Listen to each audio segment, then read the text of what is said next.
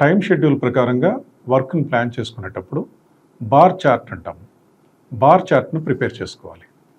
ఈ bar chart ప్రిపరేషన్లో ప్రతి ఒక్క అంశానికి స్టేజ్ వైజ్గా ప్రాధాన్యత ఇచ్చి right from the marking of the building నుంచి foundations earth work excavation, PCC bed concretes, footings marking, placement of reinforcement, concreting of footings, అలాగే refilling of earth in foundation, basement construction, casting of plinth beam, raising of columns, casting of slab ఇత్యాది విషయాలన్నింటినీ గుర్తుంచుకుని దానికి తగినట్టుగా stage wise bar chart తోటి time schedule plan చేసుకోవాలి.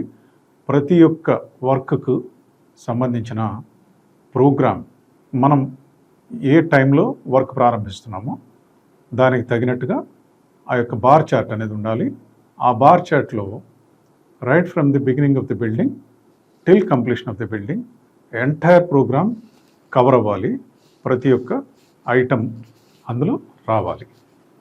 So ఈ విధంగా బార్ చార్ట్ పెట్టుకోవడం వల్ల ఏమవుతుందంటే మనం ఎప్పటికప్పుడు ఆ టార్గెట్ మనం రీచ్ అవ్వగలుగుతున్నామా లేదా అనేది అర్థం చేసుకోగలుగుతాం.